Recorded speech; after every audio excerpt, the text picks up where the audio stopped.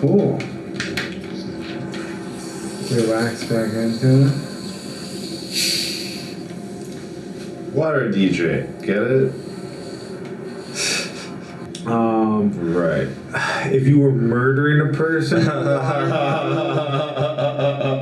then Pulp Spring might be like, yo, man, listen. You know, like... Well, right. Let's say if someone was, like, swimming in a vat of Kraft macaroni and cheese. If Kraft didn't like that, which they probably would, you know? Right.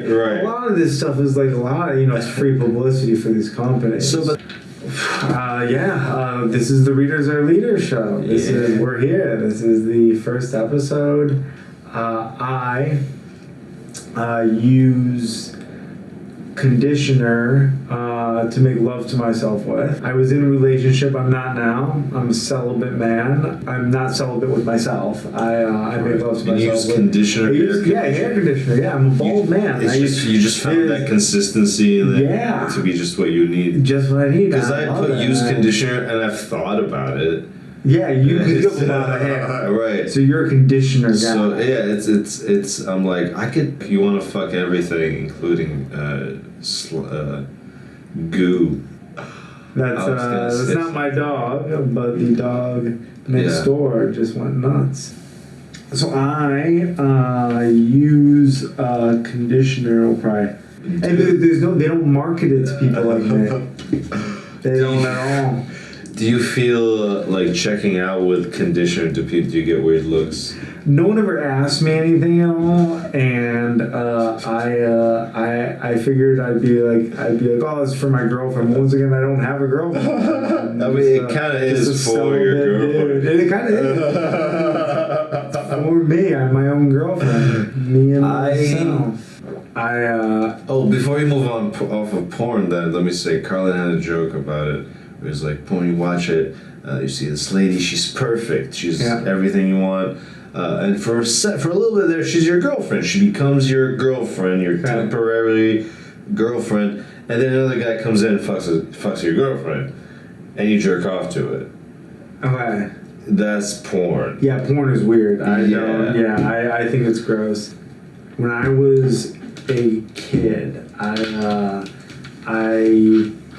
watched Saved by the Bell every single week. I've seen that show. I've watched that show. Yeah, every single Saturday. Sure. Every single Saturday, 1 p.m. Saved by the Bell, and I watched it every week. Hell yeah. The last episode, they graduated high school, was the high school graduation, and it was on Saturday at 1 p.m. The last episode was on a weeknight at like 8 p.m. It was on prime time. So it was a big event, and all the fans were gonna watch prime time, big event, and I cried. I cried while watching it. How old were you? I want to say maybe like I was young, man. Maybe like 10, something. I was young, and I cried. It was the last episode, high school graduation, and I cried. And Zach gave his speech at the high school graduation, and I cried. And then the episode ended, and 30 seconds later, kid you not, 30 seconds later, Saved by the Bell, the college years came on. Like it wasn't like they didn't wait the whole summer. It was like 30 seconds later. It was weird, man. It was like 30 seconds later they had a new show called Saved by the Bell. and I'm crying. And Zach has long hair. And I sat there, and in this moment I realized that I am what one would call a retard. That's what I realized about myself. And it was a moment, man. Later, and I'm crying, and then like it just starts, and I'm like, oh, it's still going. They had you. You Yeah. You believed so hard. I did. I believed. And they were like, eh? And their greed was enough to snap you out of it. Yeah. Let's do it. This is so we have a sketch this week, and so Misho and I are gonna watch the sketch together while and obviously you guys are gonna watch the sketch, the viewers at home, and roll sketch. This is Nick Crespo. The readers are leaders. Act 1, take 1, scene 1.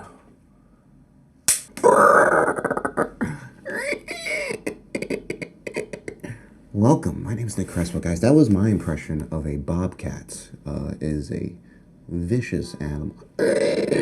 Have you ever heard? It's a terrifying beast. Welcome to the Readers are Leaders show. I thought it was a club. Show. We're here today. Hi, right here. We're here to Joe's going to explain it later. My name's Nick Crespo, and I can't read.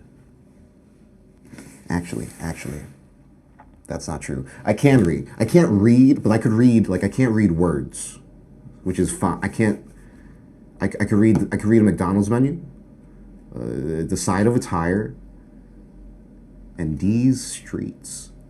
I'm a good person. Even though I don't know how to read. But it's not about that. It's more important. It's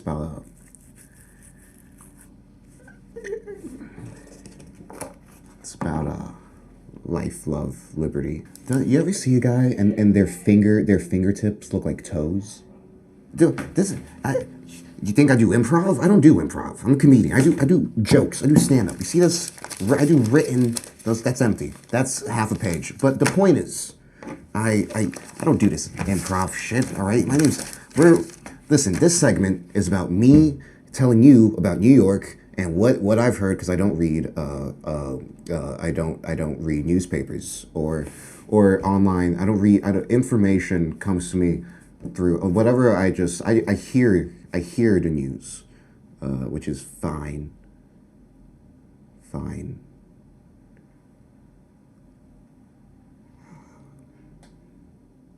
I miss my family. All of a sudden, I'm like a Muppet. And I have a Muppet body. You know what I mean? I'm like, what do you mean? I'm being controlled. I'm just being controlled by, like, the people. Oh. Anyway, let's see what we got in the news, because I can't read. I heard my cousin said that Social Security is going to be, like, inflated. It's not going to, I actually don't know what Social Security is. So I've never felt secure out of my room, really. So I don't know what the whole, like, how do you feel secure with, like, people, and then those people give you money. You know what the real problem is the government. I'm scared. You ever wonder if white people were like black people, then like what would the black people be like? You guys, I assume you're all trans. Do you trans guys like Dave? Okay. Anyway, I painted this room by myself. I think I'm being trapped. I think this is a farce. I'm Puerto Rican, by the way. I forgot to mention it. My name is Nick Crespo. I mentioned that, and I'm Puerto Rican, Lower East Side, till I die, forever. This is a classic good knife. You see this? You see this coffee cup? You see this knife? I don't know what I want to. I don't know who I am, or I don't know what I want to be, rather than who I am. I know I want to be something other than who I am, but I don't know who that is to be other than. So I think I'm just going to be a rabbit.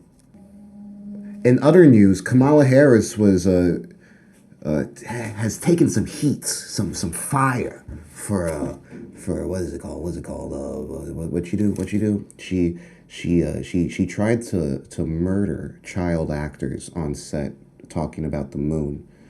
So not only is she talking about science and space, but these are fake actors who are kids. So it's just a total fake out. The moon isn't real. Those kids weren't real. This administration is not real. I don't know about the last part. They definitely don't do anything. Andrew Yang wrote another book. Does anyone know who Andrew Yang's wife is? Wouldn't it be hilarious if Andrew Yang's wife is just like some big black girl? Just like some big-titted, Afro, like Ugandan black girl, but she's really from like East Harlem. Well, don't you think I think that would make him more likable. I think he would have won the presidency or whatever the fuck he wants to run. People just want to run things. You know what's a good show?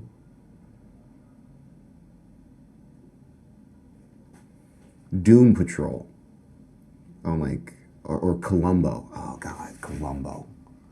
I don't remember Columbo, but I saw it looks good. I like Columbo. You know what? Wasn't there a Lethal Weapon TV show? Here's a review for that Lethal Weapon TV show that got canceled a couple years ago, like 7 years ago. It's good. Do you guys like The Hills? Coffee makes your dick brown. That's a fact.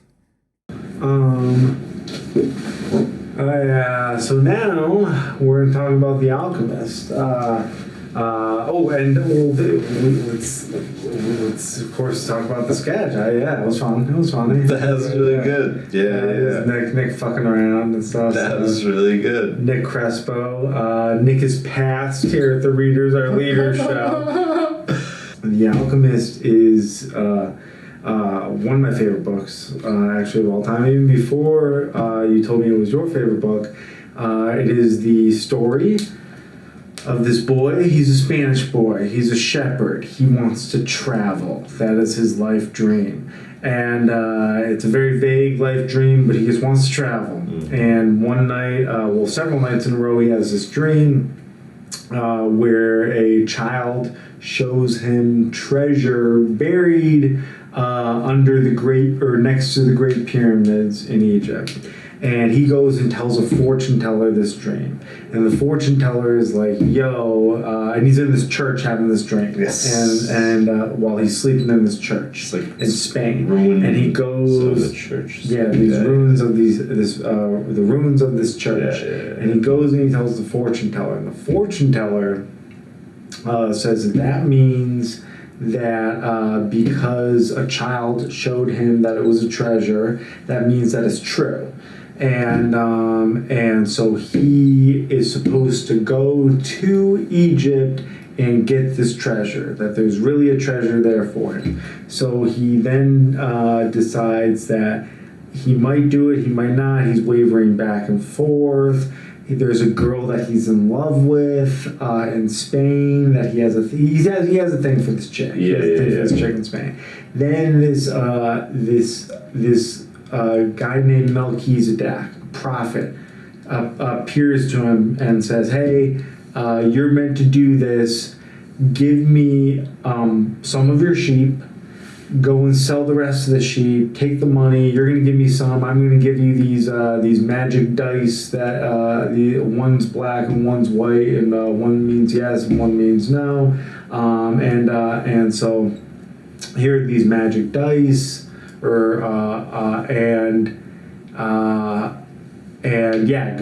go and do this." And so he goes, okay. And so he leaves. He has all this money because he sold the rest of his sheep, and he has these magic dice. And he goes over to Africa, to like Morocco, right next to Spain, probably Morocco. And he goes there, and right away he gets his money stolen from him, and he has nothing. And he rolls the dice, and the dice tell him that he's supposed to continue on his journey. I think the dice it's that moment where it could go either way. It's like both the dice fall on the ground. Right, I think he has another dream or something. And I think that both the dice fall on the ground. But either way, he's encouraged through the dice to keep on going. And and he goes and gets a job at this crystal shop. He saves up enough money, and he now has enough money to either go back to Spain or continue on his journey. And he goes, you know what? I'm going to keep on going. So he keeps on going. He meets an English dude who wants to be an alchemist. Then he meets a real alchemist. There's a whole bunch of ups and downs, and he learns a lot of life lessons. He falls in love again, this time for reals. And then he gets to the pyramid, and he's digging, and these robbers come, and he tells these robbers, I'm digging for treasure, because they're going to kill him, and they go, okay, dig, and he doesn't find any. And so then what happens is, eventually, he tells the guy, well, no, the reason I think there's treasure is because I had a dream, there's treasure here. And the robber goes to him, dreams are crazy, I had a dream that there's a treasure in these ruins in this church in Spain. And he describes the church that he had the dream about, the pyramids at. And so then he goes back there and he digs, and sure enough, the treasure is there in Spain, where he started. And then he goes and he gets his lady, Fatima, his lady, and lives happily ever after. And it's a great story. It's wonderful. I definitely think you have to gamify life, and I think it's fun to live life in a magical way. And so I'm all on board with that. That's kind of, I believe, we were talking earlier, I believe in something called chaos magic, which is, I believe that everything is essentially chaos, but I do love religion, because I love ascribing meaning to things in order to make the game of life more fun and more enjoyable. We have to play life, and it makes it more fun to follow the rabbit hole through Wonderland or to Wonderland, or I feel that like I've lived a beautiful life, and I've followed a lot of omens in my life along the way, made a lot of decisions based on things that happen where I go, okay, well, this changes the route I'm going to take. Yes. I was going to do this, and now I'm going to do this because this sign happened. And so I've done that in my life, and I think everyone does that. And so the book speaks to that, and I'm all about that. This is an occultist book. I identify as a Catholic occultist, as an occultist, but I guess I was raised a Catholic, so. But it's a bathroom in the back. Tell me your thoughts. I want to hear your thoughts. I do love that book. I literally read it at the candlelight in Syria while electricity was out and had nothing else to do, and I was dying of boredom. And literally, my older sister loved to read, and she was like an avid reader. She would read that was her thing, you know what I mean? She just had books, and she's like, you're gonna like the story, like you should read it, because I was very anxious about where I was. I felt very stuck, so I read this book, and it got me to understand, at least to have that perspective, you know what I mean? I think that's why I think reading a book is funny, because you get taught this lesson. You get to live another life. Yeah. You know what I mean? And it doesn't, you can take that anyway, because it makes you aware of the similarities. Because again, that story is a very classical it's a hero's journey. It's kind of like the journey you kind of maybe find yourself on. So you can identify with the guy right away. Meaning, once the second I found out that the treasure was there the whole time, it just snapped life into a certain perspective. Okay. You know what I mean? That's, I think, what a book. It's kind of like a really long joke. You know, this setup is the whole book, and then actually it was right there. The whole point is the journey. Yeah. The whole point is the journey. You can really only be worthy of the treasure if you go on the journey. That's the alchemical transformation, is to realize that the real gold is not the treasure, it's the journey to the treasure. Yes. Recognizing a sign, I think, comes from a good place. For example, I found that one time an ex of mine started singing a song from a horror movie. It was like the first horror movie I ever seen. Okay. And that movie kind of scarred me, made me afraid, and it was about a demon possessing people, and when he would possess people, they would sing the song, "Time is on my side." Yes, it is. Right. I think it's a Rolling Stones song. Okay. But they would start just saying that. And one time, out of nowhere, an ex of mine just started singing that song. And I remember I get this maybe I hope that's a good example. Yeah. Or maybe I'm a psycho. But I was like, all right, that's it. That's a sign. Wow. Honesty with the guy, and that triggering the other guy to be honest back at him about the dream. And even like that little thing to me is really interesting. True, small decisions, man. Yeah, and these decisions that he made kept going right up until that last silly, it's like so easy for him to not tell him about the dream. Of course, yeah. But he was down to his last trick. That's so interesting. And he went to honesty, and it saved him like that. Let me just follow instinct, follow first draft thoughts more often. Okay. And I think that's what that, whole believing. Yeah. I will say, whenever I do follow the omens, the paradigm I ascribe to the world, I am more confident. Right. And so things go more in my favor. I think that's the trick, though. And so that's why I don't want it to seem like I'm putting religion and spirituality down, because I'm not. I think it's all we have. But I do think it's still BS. It's weird. We're gonna sing "Living on a Prayer." Yeah, but are we changing anything, or? So we're singing it together. You kind of know it already, right? I think so. I just don't know when to come in, I think. We'll come in when we come in. Tommy used to work on the docks. Union's been on strike. He's down on his luck. It's tough. So tough. So tough. Gina works the diner all day. Working for her man. She brings home her pay for love. For love. She says we gotta hold on to what we got. It doesn't make a difference if we make it or not. We got each other, and that's a lot for love. We'll give it a shot. Whoa, we're halfway there. Oh, living on a prayer. Take my hand, we'll make it, I swear. Whoa, living on a prayer. I think that's good.